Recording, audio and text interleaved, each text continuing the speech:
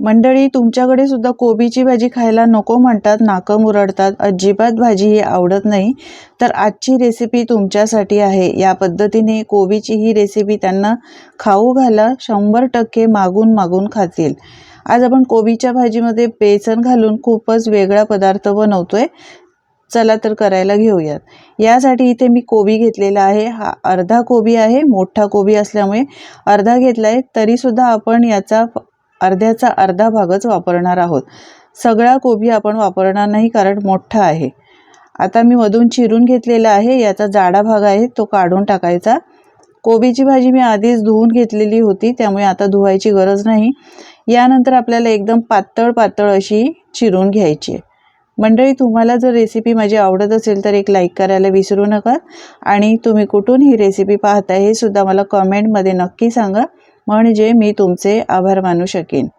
हे बघा, या पद्धतीने एकदम पातळ असा कोबी चिरून घ्यायचा आहे। तुम्ही किसणीवर सुद्धा पातळ या पद्धतीने असा किसून घेऊ शकता। एकदम पातळ पातळ असा कोबी मी किसून घेतलेला आहे। हा बघा, मला जेवढा हवा मी तेवढाच घेतलाय, जास्त कोबीच्या भाजीची गरज नाही। छान असं पातळ एकदम चिरून घेतलेला आहे। यानंतर आपण एका भांड्यामध्ये काढून घेऊया।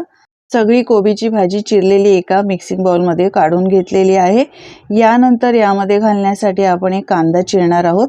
एक लहान आकाराचा कांदा घेतलेला आहे, मधून चिरायचा आहे, साल काढून टाकायची याची, आणि याचा जाडा भाग सुद्धा काढून टाकायचा। तर मी इथे अर्धाच कांदा घेणार आहे, कांदा सुद्धा जास्त घेणार नाही। कांदा सुद्धा धुवून घेतला। यानंतर कांदा असा पातळ पातळ चिरून घ्यायचा आहे। हे बघा, असा या पद्धतीने एकदम बारीक असा चिरायचा नाही, पातळ आपल्याला उभा कांदा चिरून घ्यायचा आहे। तर अर्धा कांदाच यासाठी पुरेसा आहे। कांदा सुद्धा मी असा पातळ पातळ चिरून घेतलाय। आता यानंतर याला असं सेपरेट करून घेऊया, याच्या प्रत्येक पाकळ्या वेगळ्या करून घेऊया आणि बाजूला करून घेऊया। यानंतर इथे मी घेतलेली आहे एक हिरवी मिरची। मिरची सुद्धा एकदम बारीक बारीक चिरून घ्यायची। आपण मसाल्याचा वापर सुद्धा करणार आहोत, यासाठी एकच हिरव्या मिरचीचा वापर केलाय, कारण ही मिरची आहे तिखट। यानंतर कोथिंबीर धुवून घेतली आहे, ती सुद्धा एकदम बारीक बारीक चिरून घेऊया। कोबीच्या भाजीचे वेगवेगळे पदार्थ मी अपलोड केलेले आहेत मंडळी, ते सुद्धा एकदा नक्की पहा, तुम्हाला आवडतीलच। कोथिंबीर सुद्धा चिरून झालेली आहे। आता कोबीच्या भाजीमध्ये आपल्याला घालायचं आहे बेसन, कारण आपण बेसन घालून हा पदार्थ बनवतोय। यासाठी मी इथे एक वाटीला थोडं कमी बेसन घेतलंय, लागेल तर आपण त्याचा वापर नंतर करू शकतो। तर एक वाटी बेसन या कोबीच्या भाजीमध्ये घालून घेतलंय। यानंतर घालायचं हा पदार्थ छान कुरकुरीत होण्यासाठी अर्धी वाटी तांदळाचं पीठ। यानंतर बारीक चिरलेला कांदा, मिरची आणि कोथिंबीर सुद्धा यामध्येच घालायची आहे। सगळं साहित्य घालून घेतल्यानंतर यामध्ये अजून आपण काही पदार्थ घालणार आहोत। यासाठी सगळ्यात आधी आपण हळद घालूया, अर्धा चमचा। एक चमचा लाल तिखट, मिरची सुद्धा आधी घातलेली आहे, त्याप्रमाणे लाल तिखट तुम्ही घालू शकता। आता एक चमचा जिरं घालायचं आहे।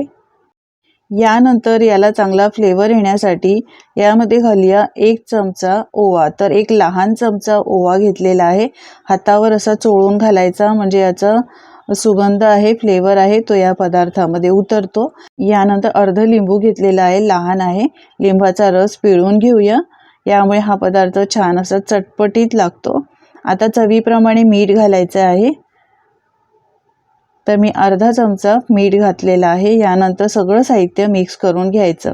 आता यामध्ये पाणी घालायचं आपल्याला अजिबात गरज नाही। कोबी आणि कांदा यामध्ये घातलाय, त्याला पाणी सुटतं। जसं आपण असं हे मिक्स करत जाऊ ना, तसा याला ओलसरपणा येतो आणि याला पाणी सुटतं। अजिबात पाण्याचा वापर करायचा नाही। तुम्हाला जर वाटलं तर एकदम 1-2 चमचे पाणी घालू शकता। या पद्धतीने असे एकदम चोळून चोळून मिक्स करून घ्यायचं आहे। तर हे बघा, अजिबात पाण्याचा वापर न करता चांगलं असं चोळून घेतलंय, तर याला हे बघा मॉइश्चर आलेलं आहे। क्वांटिटी पाहू शकता, थोडीशी कमी झाली आहे, याचा अर्थ याला पाणी सुटायला लागलेलं आहे। सगळं व्यवस्थित मिक्स करून घेतलंय, अजिबात पाण्याचा वापर केलेला नाही। छान असं आपलं हे बॅटर तयार झालंय। 1-2-3 मिनिटं चांगलं असं मिक्स केल्यानंतर हे बघा असं बॅटर तयार होतं। आपण मस्त कोबीची भजी बनवतोय मंडळी। जर भाजी आवडत नसेल तर या पद्धतीने तुम्ही त्यांना भजी करून देऊ शकता, एकदम चवीला भारी लागते। तर थोडं थोडं बॅटर घ्यायचं आहे आपल्याला। हे बघा, या पद्धतीने मस्त ही कोबीची भजी छान अशी कुरकुरीत होते, चवीला एकदम भारी लागते। नक्की करून बघा।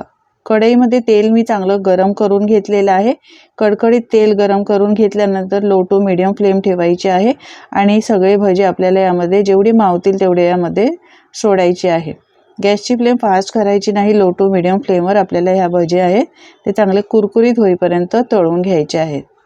मंडळी, तुम्ही कधी बनवलेली आहे का कोबीची भजी? बनवली नसेल तर एकदा बनवून बघा।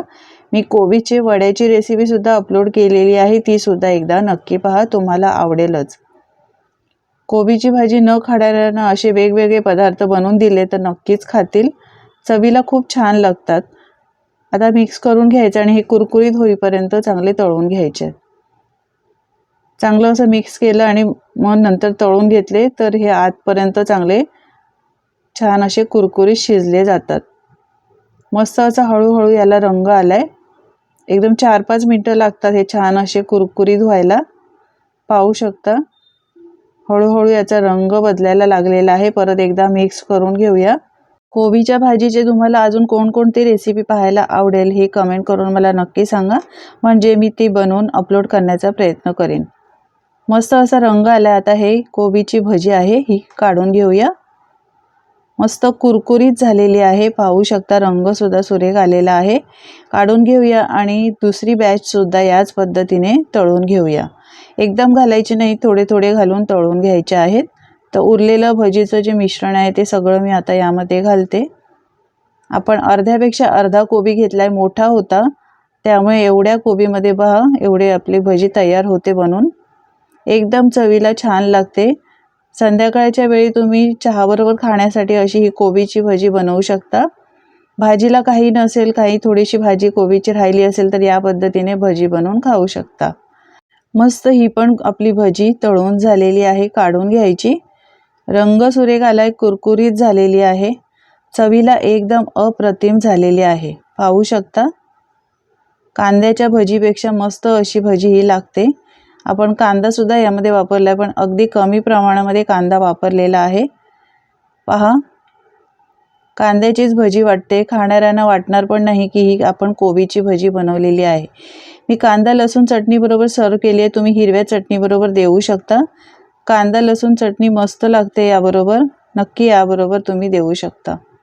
तर मंडळी, आजची रेसिपी कशी वाटली तुम्हाला कमेंट करून नक्की सांगा। ज्यांना कोबीची भाजी आवडत नाही त्यांना या पद्धतीने भजी करून खाऊ घाला, आवडीने खातील। आजची रेसिपी जराही आवडली असेल तर लाईक करा आणि शेअर करा।